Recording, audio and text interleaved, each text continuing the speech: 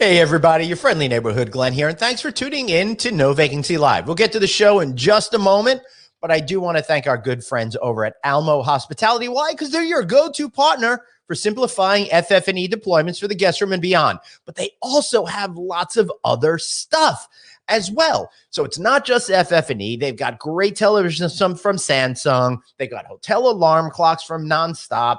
They've got all sorts of outdoor displays with mounts and stuff like that. And of course, they have got incredible outdoor furniture. They also handle installation, liquidation, and recycling services. My goodness, you can't go wrong with everything going on at Almo Hospitality. Oh, did I mention health and safety solutions as well? My goodness, they've got it all. Check them out at hospitality.almoproav.com. That's hospitality.almoproav.com. They've been really good friends to the show, so please give them some love and support. And of course, tell them Glenn sent you. Thanks. Anthony Melchiori, look at me. I'm in Arizona, and you're in what looks like damp and wet New York. I'm in damp and wet New York, but I love New York, so I'll take damp and wet New York. I actually like days like this. All right. I like it too. Wait until you see this show. We got a great one. Stay tuned. I'm Anthony. Welcome to No Vacancy Live. That's my friend Glenn. You're watching the #1 show in hospitality.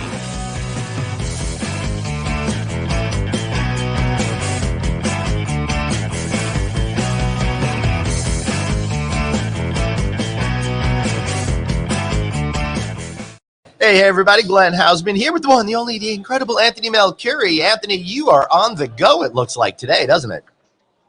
Yeah, I am. I'm in the city. So what's the weather like in Arizona right now? The weather is, I don't know, somewhere between perfect and pristine. Something. Yeah, that's about where it lives. That's about where. But don't you like rainy, cool days like that? It breaks the monotony up, man. It's 70 degrees. It's rainy. Like, all that beauty in Arizona, man. Just you start getting used to it, and then you start taking it for granted. I know, you really do. All right, I want to just jump right into this because we've got an incredible guest today. Of course, I'm talking about the one and the only Mr. Alan Roberts. He's the global head of Hilton Garden Inn, and he's sitting right next to me. How you doing, man? I'm doing great, guys. It's good to be here with you. I'm really thrilled, and I agree, right? The yep. Hey, can we try to get you a little closer to the microphone if we can? You got it. We want people to hear your beautiful dulcet tones over there. Push the microphone closer to you. If you can. Well, the setup that I have over here, it's a little tough to get everything together, but you know me. I can lean forward. Yeah, I scream, so it's not usually a problem for me. I'll try to speak up too. Is that better? That's great. So, all right. So let's get right into this. Anthony, last night was fun, but he's our guest. Alan, what are you feeling right now at the Logic Conference? What is your overall sense of how people are experiencing this and the crowd size and all? Yeah, no, the crowd size is surprising. It feels like conference is on, right? I mean, it feels like full force on. It was an incredible event we had here last night.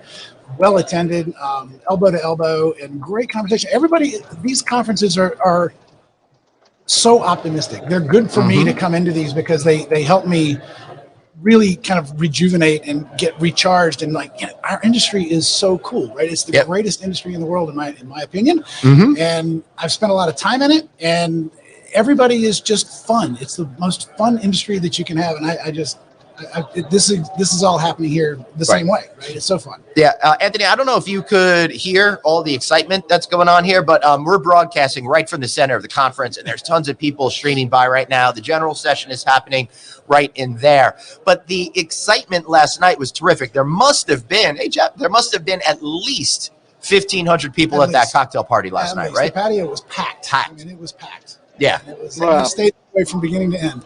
Yeah. And Anthony, I'm sorry I missed it. It was really just phenomenal. And one of the things that I noticed about the Lodging Conference, and I've said it before, I say it again, this is one of my favorite events of the year. It's chill, it's laid back. And this one in particular already is starting to feel as if it was like 10 years ago when it was a little bit more intimate and people let their guard down and let you in, right, Alan? Because I had so many incredible interactions with CEOs of major hotel companies, for example, some of your competitors out there, and some other folks that I haven't seen access to in the last few years at these events. Were you getting that same kind of vibe? I just had interesting conversations with a breadth of people that I wasn't expecting to have conversations with. I was talking about environmental issues and things that we can do at hotels with a vendor last night. It was just really an interesting conversation. I remember I believe the lodging conference, as I moved up in my career, was one of the first, I think it was the first conference that I kind of came to. Right. And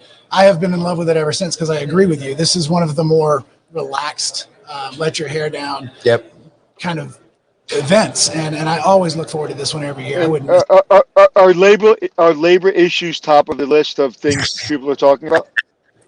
They are indeed. I had multiple conversations, and that continues to be one of the top conversations. Yeah, for sure. And we're gonna talk a little bit about that in just a bit, Anthony. But I wanna talk to you first, Alan, about your big journey, how you got into the hospitality industry. You've been at it with, I'm sorry to say, more than 30 years.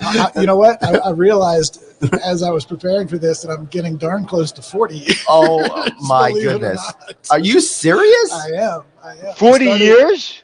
Almost. I started when I was 16 years old in high school. And okay. 3 years I'll be there. Oh my God. So I've been doing this thing for a long time. So when you're at this conference, you get a like a star for every 5 years you've been coming to this event. What do you have, like 47 stars on your thing? Not at that level. Yeah. Right? But it was fun, right? I fell in love with hotels as a kid, traveling with my mom and dad, right? Just on roadside stops. Everything was in the room, and I just, for some reason, that was kind of cool to me, right? And it was always back then. It was Holiday Inn was where everybody stopped and or had a meal at Howard Johnson's, kind of a thing, right? That was it. But through the years, I went to school at Appalachian State University, just an all-state university in Boone, North Carolina, which is where I'm from, North Carolina. Right. And went to school and thought I was going to major in business. Didn't really know what it was going to be. And they had an upstart program there. It was about 4 years in, and it was a hospitality program. And I got a job at a front desk at that point, just to kind of work through college. And I fell into the hospitality program and just have gone from there. And I'm just recently kind of re-engaged with the hospitality program, with the leaders of the program there at school. And I'm actually speaking in a couple of weeks to the students. And That's cool. It's going to be this way, right? We're going to do a Teams thing. And I'm looking forward to it, because I was having this conversation last night at the reception with some folks. This is, like I said, this is the coolest industry in the world. It's so much fun. We're in hospitality, and we have receptions as part of our job. We get to do favors for people and do things nice for people. And it's I know it's hard work. I'm not downplaying that. It is there's a lot of hard work that goes into what you do. Yeah. But it is fun, and I don't think we get credit for that, especially at the university level sometimes. And I want to make that message out there. I want to help these kids, this next generation that's coming up, think about what they want to do. Whenever I talk to somebody that's in school for hospitality, and I say, "What do you want to do?" If it's a guy, it's always, I want to be a GM. If it's a gal, typically it's I want to be in catering sales, or I want to do something like that. And they don't think beyond that, right? Yep. I want them to think about bigger things. I want them to understand there's other parts to this industry, and you can have a really well-rounded career if you in this industry. It doesn't have to be a stopping off point or just a job, which is what so many people kind of think of it as. Well, it's a profession. It's a profession, and people hospitality equals service industry. Service industry equals low-paying jobs, and I work hard and I don't have weekends off in people's mind. That is the opposite of the truth if you treat it as a profession. I was just having a conversation with my doctor, one of the leading heart doctors in the country, and when I was talking about hospitality, and my kids are in hospitality now, and like he didn't get it. And then he eventually got it after we had the conversation, but he didn't get it. He looked at it as a low-paying service job. I was like, no. You're managing billions of dollars worth of assets if you're in the right position. You're managing a household brand. I mean, and you were a kid that probably was washing dishes when you were 16. So we got to stop saying service and hospitality, I think the first thing for us to really start talking to kids about, it's a profession. I'm in the hotel, I'm in the building, I'm in the asset management, I'm in the hospitality profession. And I think that's the word that people just throw away. When you talk about medical profession, you're talking about accounting, those seem like skilled positions. Well, you're skilled, you have skills, but they throw it away under service. Like when you're in the service industry, you don't have skills. It's how we tell the story, right? It's how we package it, how we promote ourselves, and how we promote to the next generations, and how we change that narrative a little bit. I've had an incredible career with an incredible company. I mean, I started with Hilton 17 years ago, and I joined at the time. It was the Hilton Garden Inn brand was was building its regional performance support team, and I was I think I was the fifth, what we called at the time, a brand performance support director, and I was the fifth region that was added at the time because we were growing. And from there, I've gone on and I've stayed in the branding side with HGI. I was with them for 9 years. I worked my way up to a vice president position in the brand. Then I stepped over to Embassy Suites, and I was running the brand performance support team with Embassy Suites for a couple of years before being named to the global head position with them. I spent 8 years there, and now I'm back to Hilton Garden Inn, and I've had an incredible journey with an incredible company that's given me all of these opportunities that have come through hard work, right? I mean, I've had to, it's not just easy, right? There is a lot of hard work that goes into this business, but it's something that's fun. And if you do something that you enjoy, it's not really work, right? It's just what it is. Alan, I got one quick question for you. It's a little quiz. What's the first Embassy Suites in the brand? What was the first Embassy Suites where? In the brand. What's the first Embassy Suites? It was in, it was the Kansas City, I can't remember the actual. Overland Park. There we go. That's it. I'm ashamed I couldn't remember that. Do you know I know that?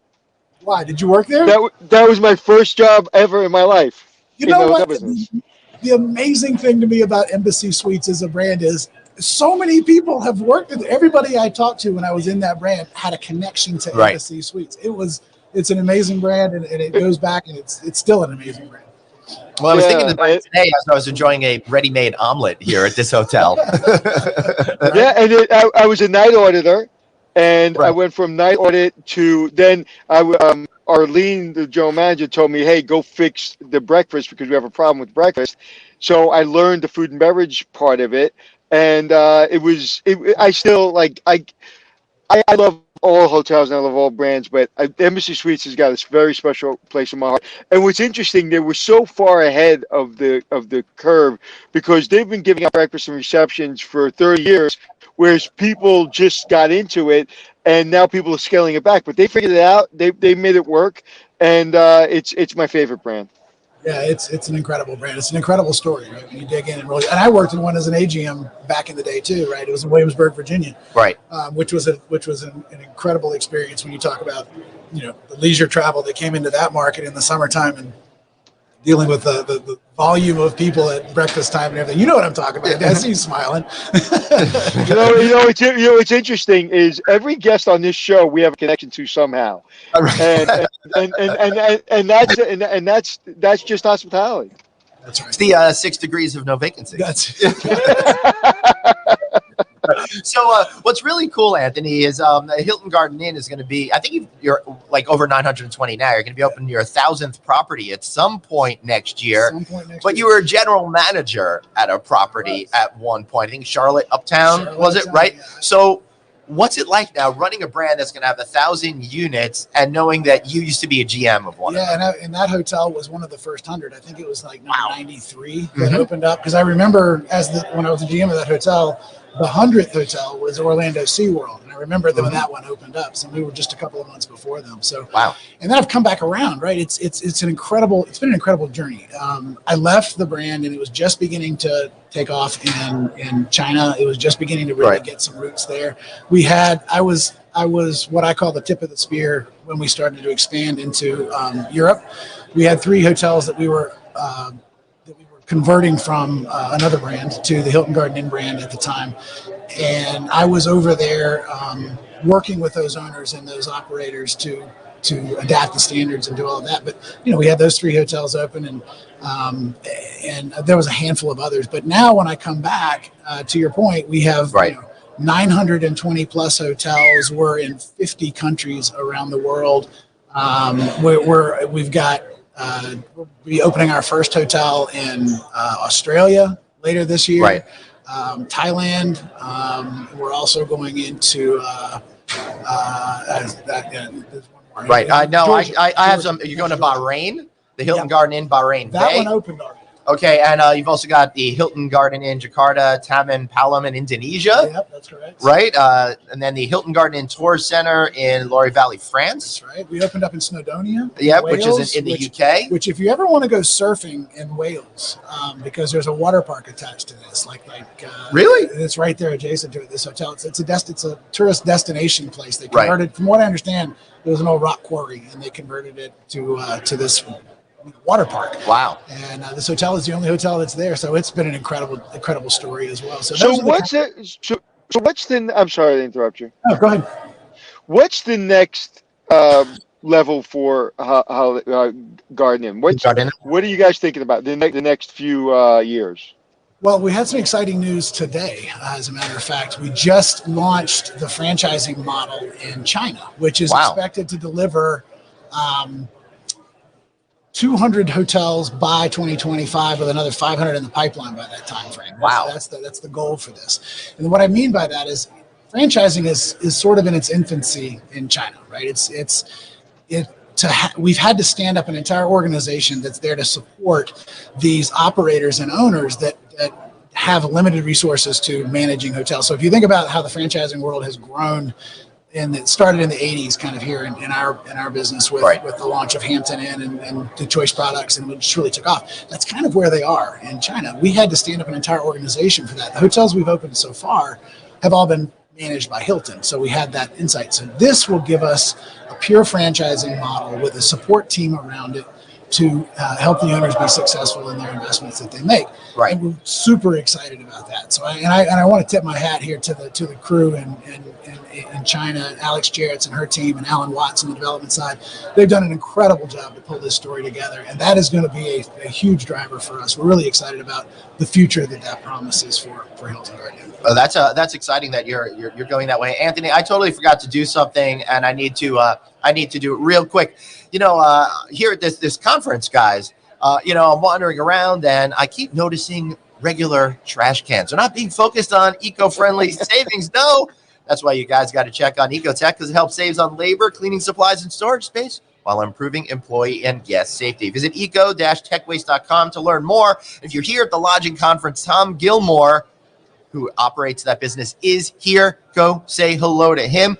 Go save yourself on some labor time. Do the environment by the right thing. Again, that's ecotechwaste.com. All right, guys. Sorry about that break right there. You got to pay the bills. I know. That's I appreciate your sympathies on that. All right. So we're talking about China, but we've got a question coming in from the audience over here that I think is interesting. Can't find it right now. Sorry, Dr. Producer Suzanne can't make it today, so I'm trying to do double duty on everything. All right, so did Hilton sell their stake in the hotel? So no, not technically sell, spun off all of the real estate assets, and it's a pure franchising company. Maybe, Alan, you could explain how all of that works for a little Hotel 101 lesson. Yeah, I'll do my best. But that is exactly, you kind of nutshelled it right there, right? We spun off a company a few years ago called Park Hotels, and that was the real estate holding, or the real estate element of Hilton. And we are, to your point, now a pure franchising model. So we make all of our money off the franchise fees that we get from all of our incredible 18 brands that are out there that we build and we help the owners operate.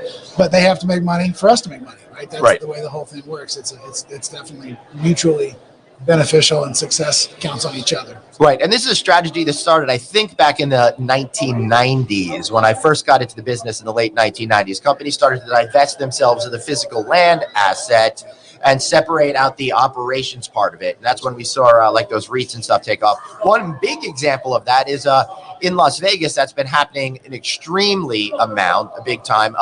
Blackstone has been buying the physical assets from MGM, for example, and then leasing it back to MGM for like a rent. And they just made a big deal yesterday, as a matter of fact, that Blackstone is selling the Cosmopolitan of Las Vegas Resort and Casino for $5.65 billion. But MGM Resorts International is only buying the operations portion of it for $1.63 billion. So you can see how that can be a little confusing. Anthony, what do you think of this deal? Well, listen, if it makes sense, operators operate, and real estate people, real estate. And that's why it's separated, because when you push the two together, there's a lot of different issues. And it's I don't know what that is. No, I don't know. That's never happened here before. I don't know what that is. Is that what? No, hold on. I don't know why that's happening. Hold on one second. Go ahead and mute. Go ahead and mute. This is the strangest thing, guys. Hold on one second. It's coming through you, Anthony. It's coming through me. Yeah. I don't see anything. No. I don't know, guys. Sorry. This is the weirdest thing that has ever happened here on our show. This is so bizarre. It's strange. All right. Anthony's gone, but we still hear music. Live. Yeah. Wow, weird. Hold on, guys.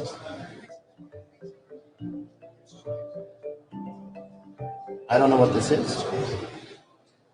All right. I don't know. I turned down that level. I don't know where it was coming from. Strangest freaking thing, though. Yeah. But now Anthony's vanished. Oh, well. Colleen says somebody hit the jackpot. Thanks for your patience on all of that. All right. So let's get back to Hilton Garden Inn for a minute right now. Right. I mean, one of the issues you can't get away from is that labor issue. But I don't want to talk about the labor issue as a labor issue. Let's flip it on its head, right?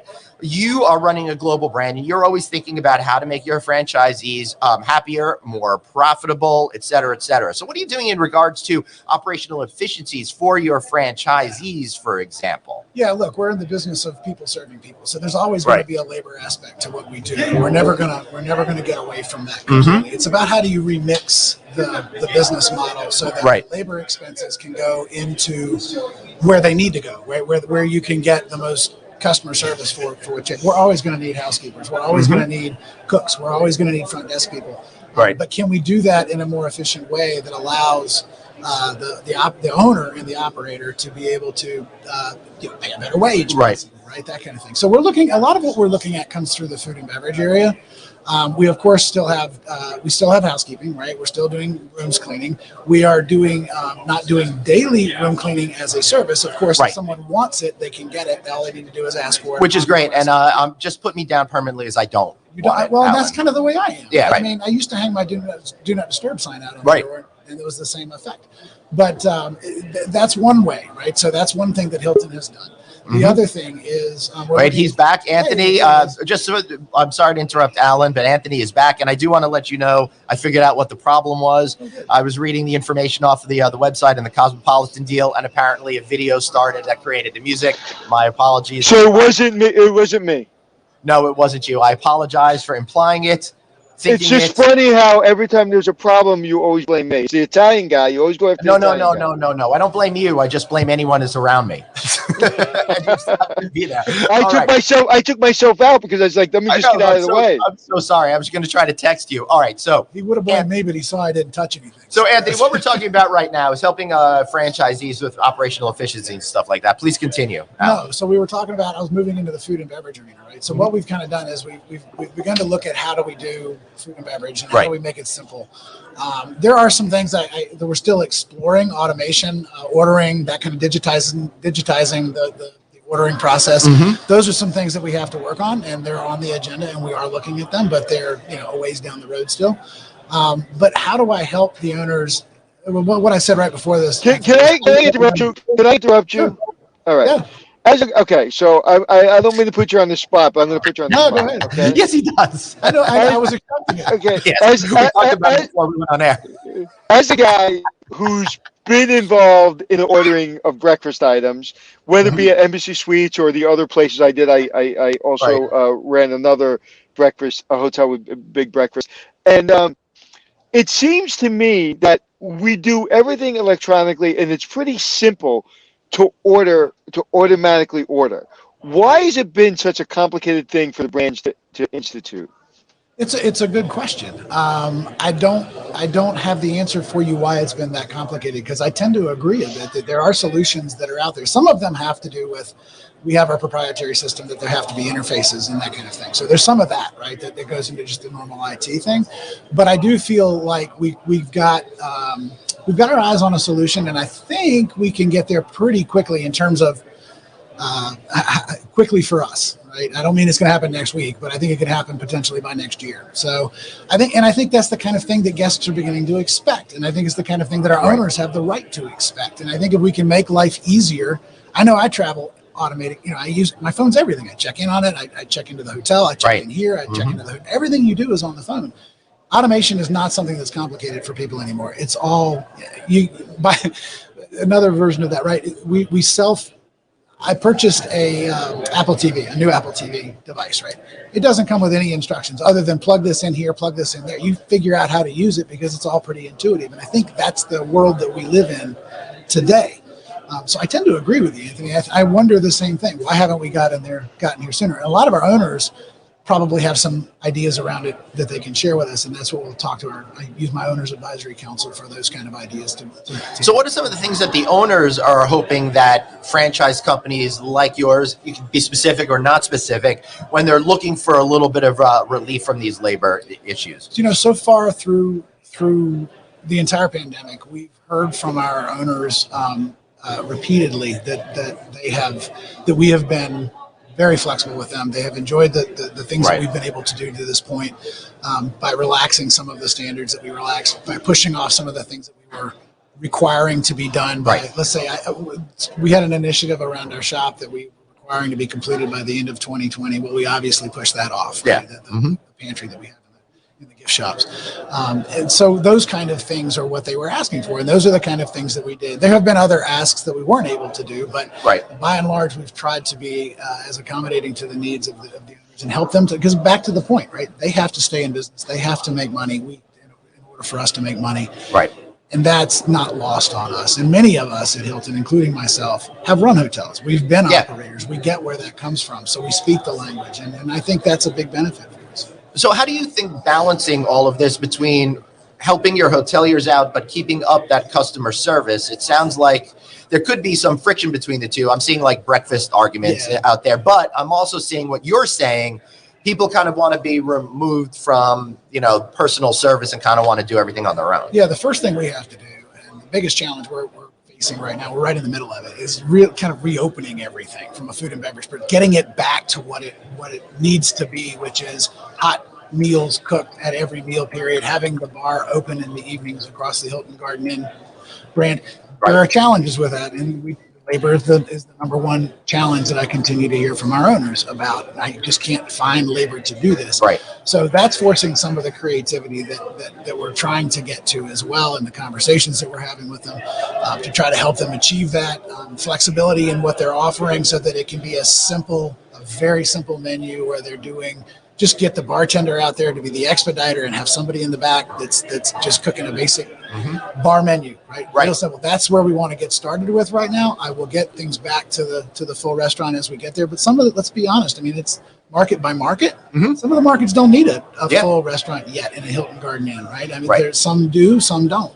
And we're just kind of walking that tightrope as we get back to no, and the owners have been through hell like a lot of people, but they're going to leverage this moment to ensure that the things prior to the pandemic that they get long term, like the menu creep in the breakfast creep in the morning. And however, what happens is the value stretch is real. And guests are seeing service standards lower. They're seeing breakfast items that they used to have that are no longer there. They're not getting their rooms cleaned. And they're not getting explanations. And the people at the front desk are so exhausted. They're just not doing a great job. We've been seeing it across the country.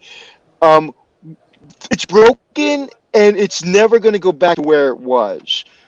How are we going to land? Like, that's an open-ended question. But I don't ever see it going back to normal. I don't see housekeeping services ever coming back in most brands. I don't see full breakfasts coming back in most brands. When I say full breakfast, I mean all the menu items. Right.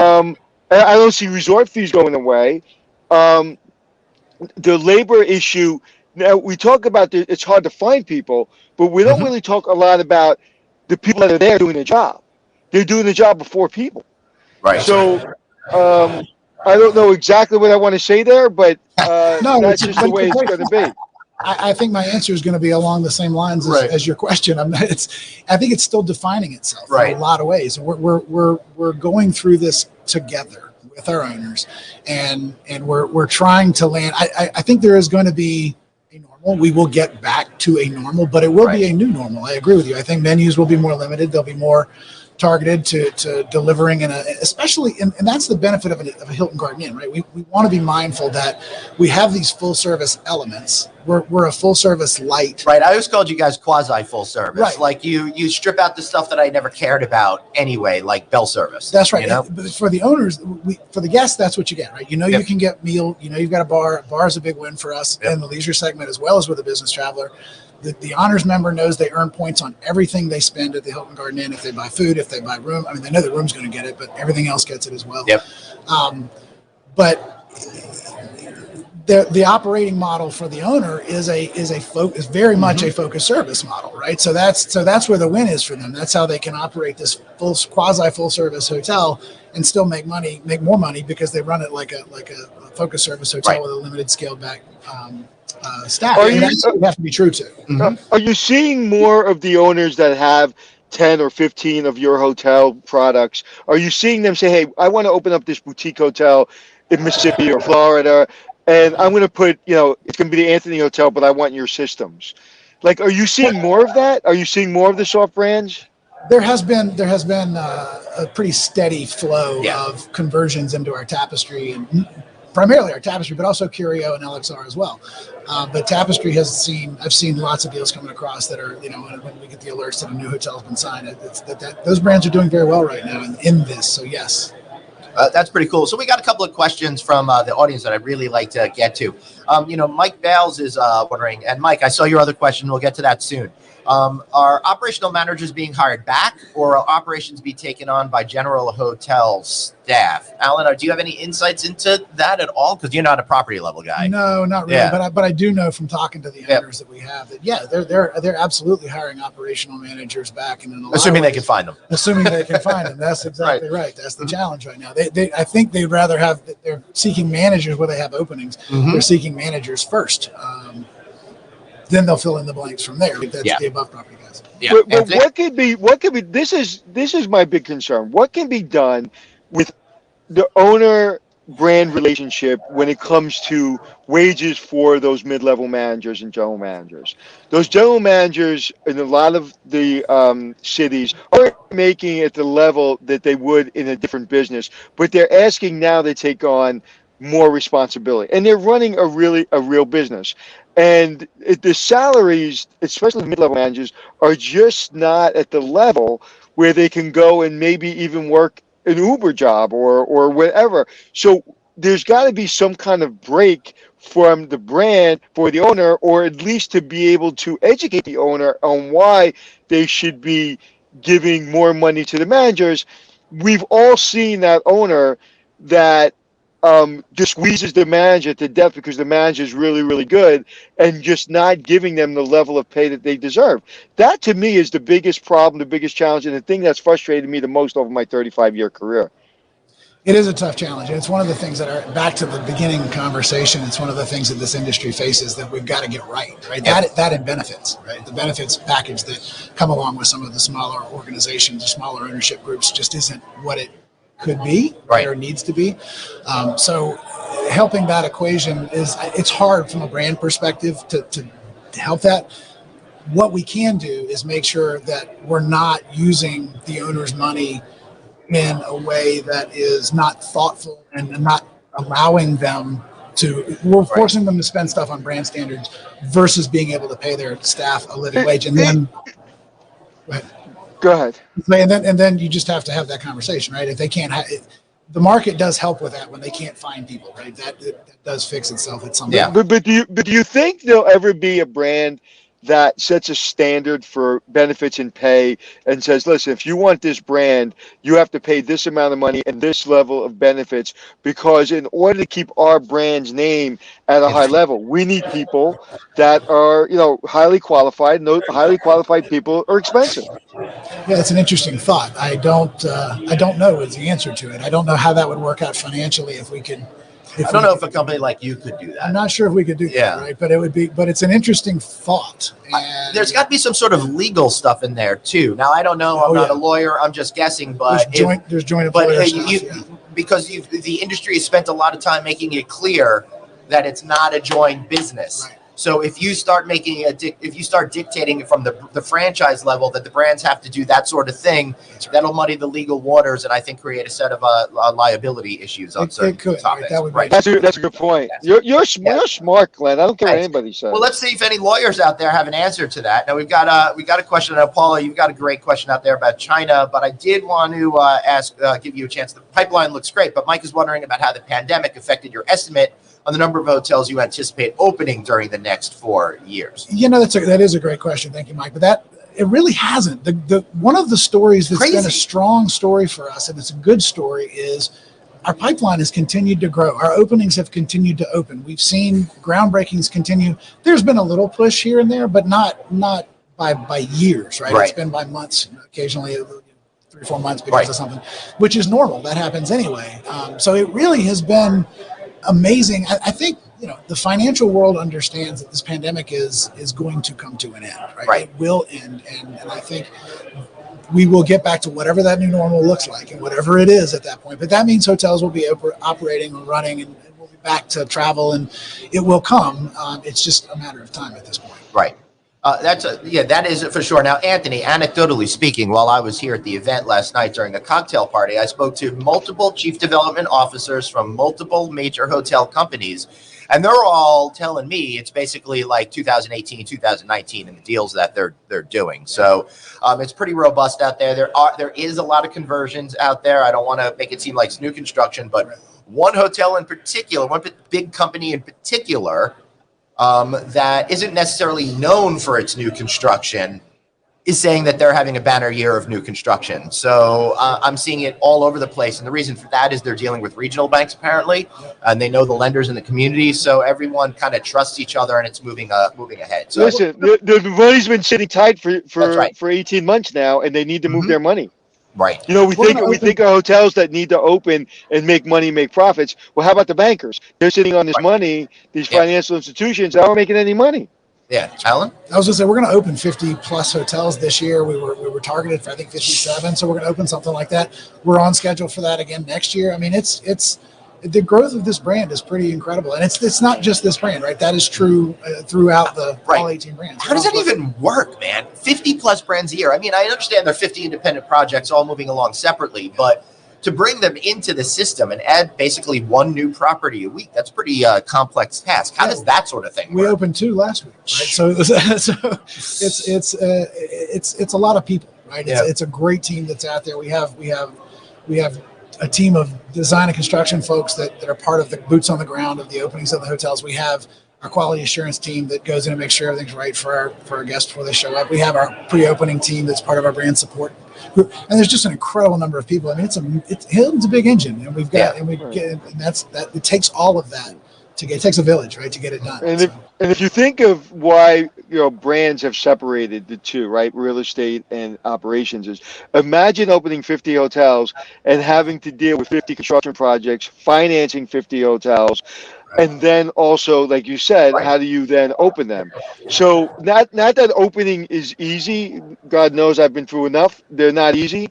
But they're certainly easier, in my opinion, funding the real estate, investing in the real estate, developing the real estate, get around the local requirements, getting it open, getting your CEO to bring all that, and then also operate. That's why, and other reasons, that brands have gotten away from it. It's very complicated. It's more complicated to do that than it is to open a hotel.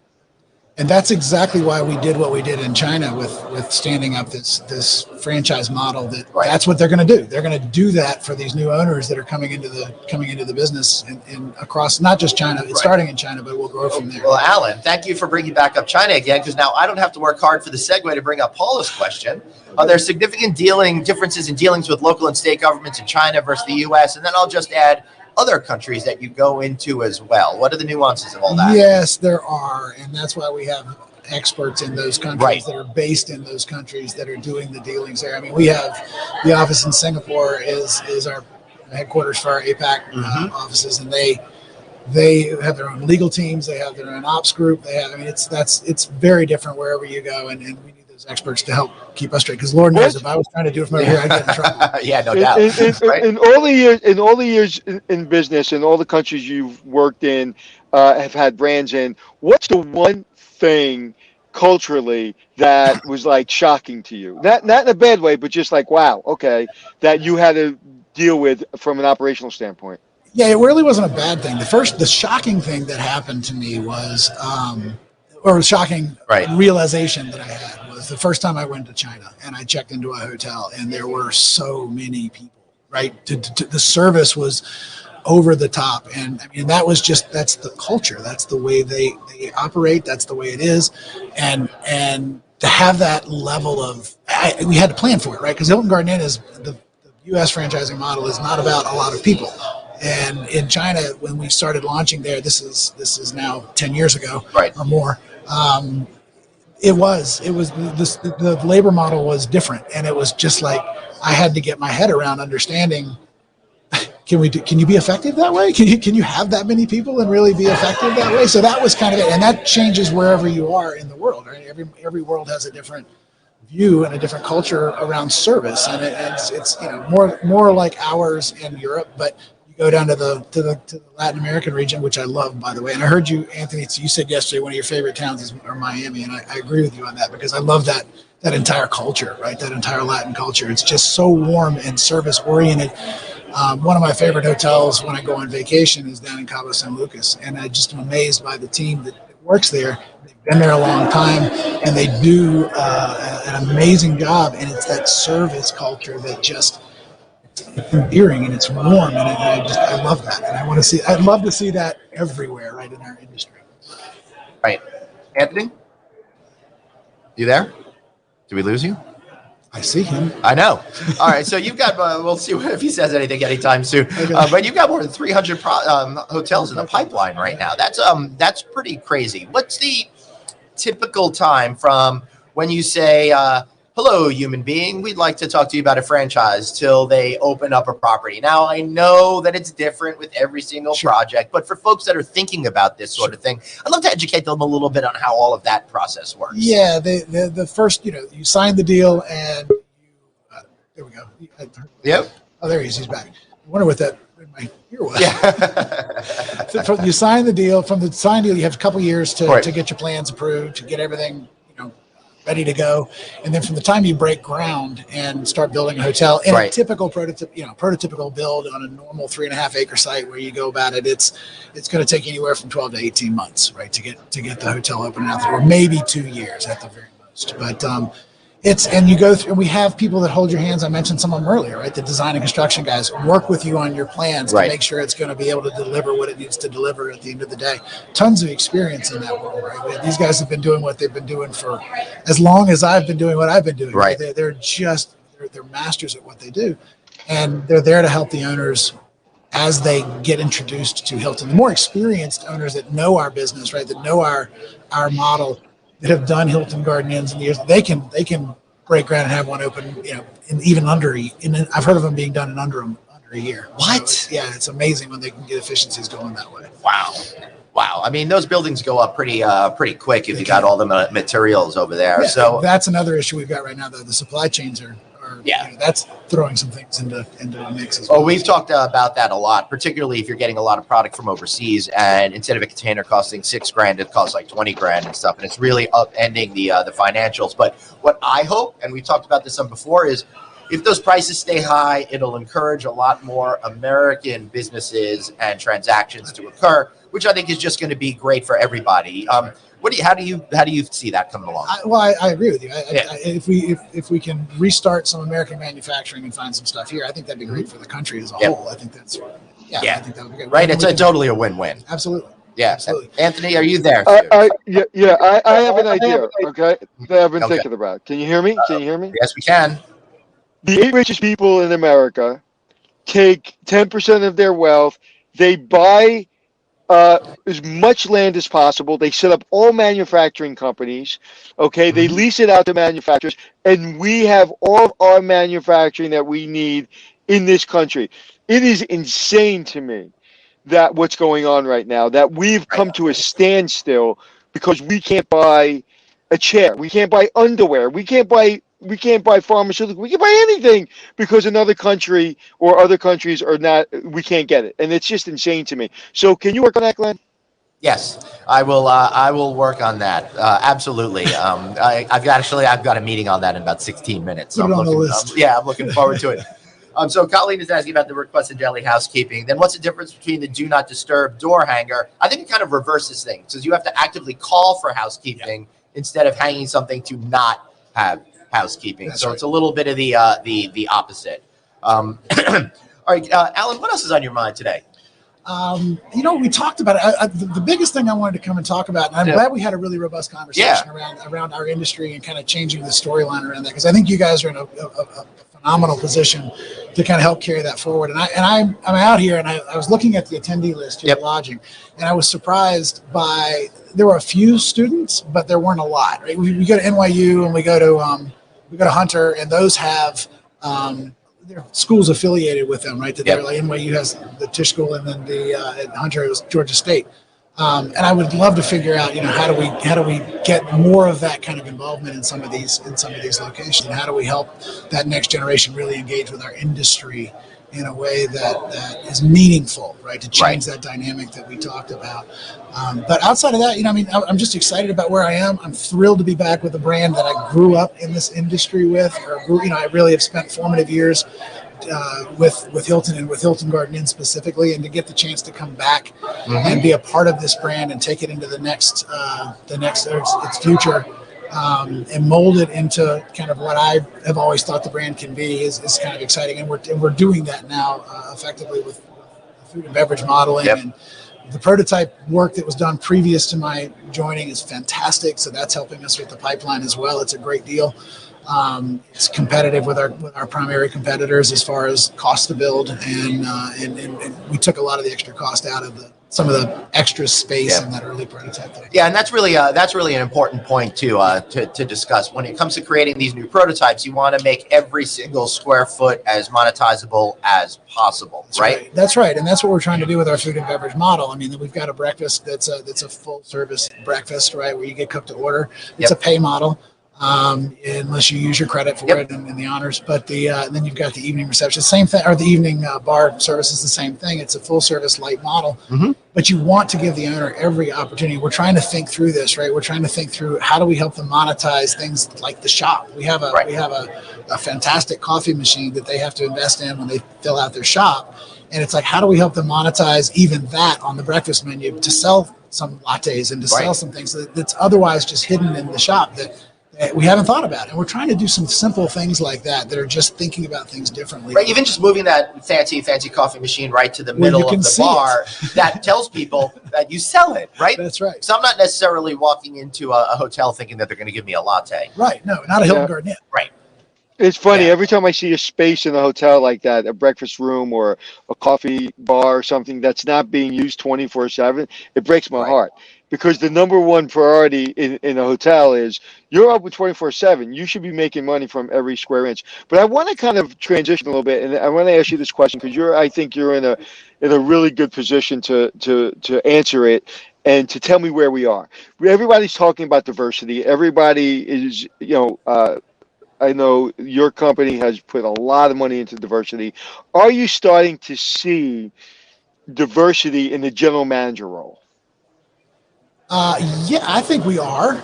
It's coming, right? Yes, I think we are. And I'm even more encouraged about the diversity that we're seeing in the level below that, because that's going to lead to general managers of the future. So I do believe we are seeing it out there. And you are absolutely right. Hilton is 100% focused on diversity from the top down. It's not just at the property. And I think you've done an exceptional job at it, which is one of the reasons why you guys have been named some of the best place to work, for example. That's right. And it continues to be a focus for us. Right? Yeah. And it always will be. So yeah, I do think we are seeing that, and it's encouraging. And that's part of the reason I also want to change the dynamic. I've had a great career, and I know people in the industry with me that have had great careers. Some have college degrees, some don't. and they've been general managers, or they're at the top levels of this organization. There's people that have doctorates. There's people that don't. Right. I mean, you've got it all out there, and it's really about hard work, service, and loving what you do. And it's a fun business. Do you have a college degree? I do. I have my bachelor's, but I don't have beyond that. Right. When was the last time somebody asked you what your grade point average was, or if you had a college degree?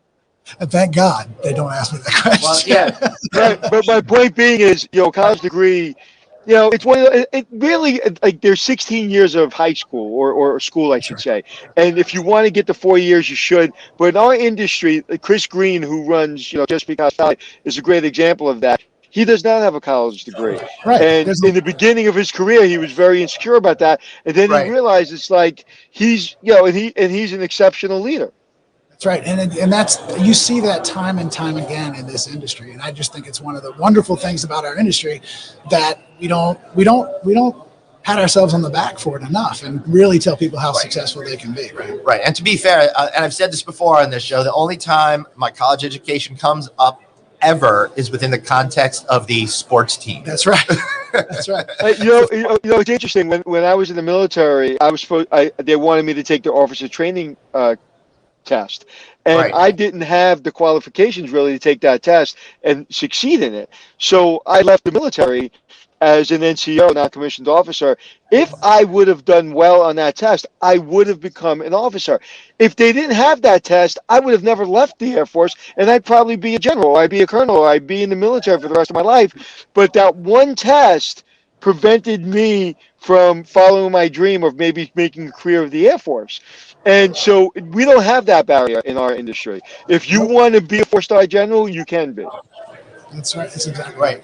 And one of the things that we can do in our industry is take care of those housekeepers. If you got a great housekeeper, our friends at Cintas have partnered on the Shine Awards, and through October 15th, submit a nomination for yourself or someone you know, because they are working hard. Let's recognize them. They will win a cash prize. And if it's your hotel, you'll also win all sorts of cleaning supplies. So not only are you doing the right thing for them, but you're going to do the right thing for yourself. So go check out cintas.com/Shine Awards. You will win a Hilton Garden Inn. Is that true? Is that not true? The whole thing, right? Maybe a latte. Maybe a shirt. Yeah. All right. Before we wrap up, Colleen says she's stuck on this housekeeping issue. Wouldn't it make more sense to hang the Do Not Disturb sign for no room cleaning, or don't hang it for room cleaning? The issue really has to do with lack of labor that's out there, right, Anthony? Yeah. Can I answer this? Yes, please. Okay. Colleen, before the pandemic, I'm just going to say it straight out. Before the pandemic, a lot of people didn't want housekeeping services, me included, Glenn included. So so there was a wasted labor because people would come in and you have to send them home, or you'd have them doing things just to get their hours. Okay, number one. Number two, the pandemic happened and it gave us, again, I hate to say it, but an excuse to, finally say, an opportunity to say, you know what, we have a better chance. We have a better opportunity to save money, so we can give better amenities and we can give better hotels and better quality amenities if we cut this out, because most people don't want it anyway. And the people that maybe want it, when they come back, do they really want it? Maybe not. If you really want housekeeping services, you will call the front desk and you say, I need somebody to clean my room, I need somebody to take out my trash, and I need somebody to give me towels. And they will happily provide that. So it's not about putting the Do Not Disturb out. It's about really how does the industry go forward. And just like luggage fees, the airline industry saved itself by charging luggage fees. And as I understand, they made more money last year or 2 years ago in luggage fees than they did in airline tickets. So it's a way, it's kind of, it was an accident that this has happened, but I think it would have happened in 5 or 10 years anyway, where we got rid of daily housekeeping fees, because the fees that owners are taking on right now, you can't sustain between labor costs, between taxes, between cost to build. It's extraordinary. So this is one way for owners to save money and also to think about better ways to use that money. Yeah, it's about, I'm just going to add one other point, because every bit of that was right. It's also about being able to schedule effectively, right? That's, you if you know you're not cleaning the whole board, you know how many housekeepers you need to schedule, and you can pick up 10%, a couple of rooms, if somebody makes the request, you can pick that up. But if you have to schedule for a full house or schedule for the full boards and then come in and find out you have however many do not disturbs hanging out there, it's just inefficient, right? That's to the point. So and from an operational standpoint, a general manager standpoint, director housekeeper standpoint, no longer does that housekeeper just check off on their noteboard saying that they cleaned the room because it was a do not disturb sign and go on to the next room. Because what they're supposed to do is go down to housekeeping and ask for another room, but a lot of people don't. Right. So it's saving that labor. Right. Yeah, exactly. All right, Alan, final words? Sir? Just, if you're at the Lodging Conference, come see us at the Hilton booth. Be glad to sign you up for some new Hilton Garden Inns if we can. And the other brands are there too. Exactly. And now with every Hilton Garden Inn, get yourself a free lunch. That's right, get a free lunch. I appreciate you guys. The time has been wonderful. I've enjoyed the conversation. Cool. Thank you, Alan. We really appreciate you too. It's an honor. Thank you. Yep. So feel free to run if you got to get something. Otherwise, we'll wrap up in just a second. All right, everybody. Thank you so much for being here. Anthony, final thought before we wrap up? Yeah, I'm having fear of missing out right now. Yeah, you totally should be, because this is freaking awesome. Yeah. You know what? It's funny because I was supposed to be there, and then when it got canceled, instead of continuing to go and just be with you, I was like, all right, I'll cancel it. And I don't know why I did that. And, well, hold on. I've got somebody here to tell you what a bad choice you've made, Alan. Yeah, you're missing out. Yeah. It's been fantastic. It's a good event.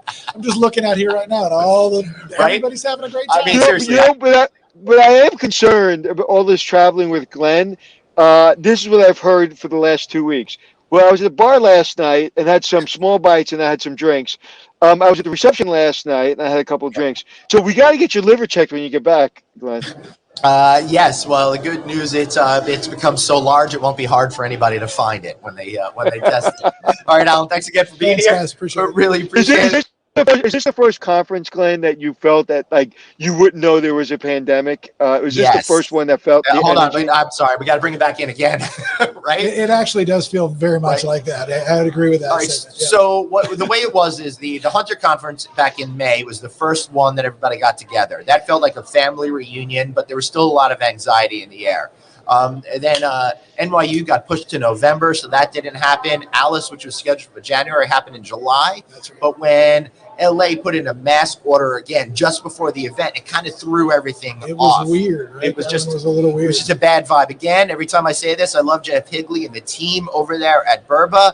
It was not their fault, but it just felt a little weird. This one feels normal, right? It really feels like old conference time. Yeah, it's. I wasn't sure what to expect, but it really does. It's absolutely a wonderful surprise. All right, so instead of taking him out again, let's just wrap the show up.